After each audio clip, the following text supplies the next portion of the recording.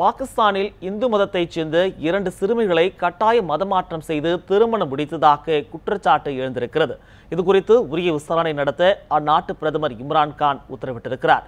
பாகிஸ்தானில் மக்கள் தொகை கணக்கெடுப்பின்படி அந்நாட்டில் சுமார் 75 லட்சம் இந்துக்கள் உள்ளதாக தெரிவிக்கப்பட்டுள்ளது. எனினும் 1 கோடி இந்து மக்கள் வசிக்கலாம் என கூறப்படுகிறது. பாகிஸ்தானின் சிந்து மாகாணத்தில் இந்துக்கள் ஓரளவு கணிசமான எண்ணிக்கையில் வாழ்ந்து வருகின்றனர். அந்த நாட்டில் இந்துக்களுக்கு எதிராக அடிக்கடி பல்வேறு தாக்குதல்கள் நடைபெறுவதாக கூறப்படும் நிலையில் இந்து மத பெண்களை கட்டாயப்படுத்தி திருமணம் செய்வது தடுத்து நிறுத்தப்படும் என தற்பொழுதைய பிரதமர் இம்ரான்கான் தனது கட்சியின் தேர்தல் அறிக்கையில் தெரிவித்திருந்தார். இந்த நிலையில் சிந்து மாகாணத்தின் கோட்கி மாவட்டத்தில் கடந்த 2 தினங்களுக்கு முன்னர் இந்து குடும்பத்தைச் சேர்ந்த சகோதரிகளான ரவீனா, ரீனா ஆகியோர் கட்டாய மதமாற்றம் செய்யப்பட்டு குழந்தை திருமணம் செய்யப்பட்டுள்ளதாக அவர்களது பெற்றோர் குற்றம் சாட்டியுள்ளனர். இந்த விவகாரம் எல்லை கடந்து இந்தியா வரை பரபரப்பை ஏற்படுத்தியுள்ளது.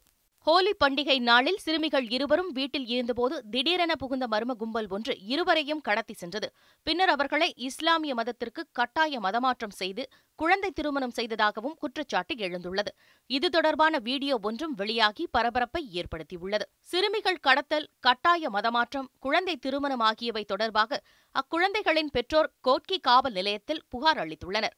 மேலும் சிறுமிகளை மீட்கக் கோரி அவர்களது தந்தை கதறி அழுதது காண்போரையும் வேதனை அடைய செய்தது. இந்த விவகாரத்தால் ஆத்திரமடைந்த இந்து மக்கள் சிறுமிகளை மீட்க வலியுறுத்தியும் குற்றவாளிகளை கைது செய்ய கோரியும் போராட்டத்தில் ஈடுபட்டனர். இதற்கிடையே தாங்கள் விருப்பத்தின் பேரிலேயே இஸ்லாமிய மதத்திற்கு மாறியதாக சிறுமிகள் கூறுவது போல மற்றொரு வீடியோவும் வெளியானது. இதையடுத்து அந்த சிறுமிகளை உடனடியாக மீட்க தேவையான நடவடிக்கைகளை எடுக்குமாறு பாகிஸ்தானில் உள்ள தூதருக்கு இந்திய வெளியுறவுத்துறை அமைச்சர் சுஷ்மா ஸ்வராஜ் கேட்டுக் கொண்டார்.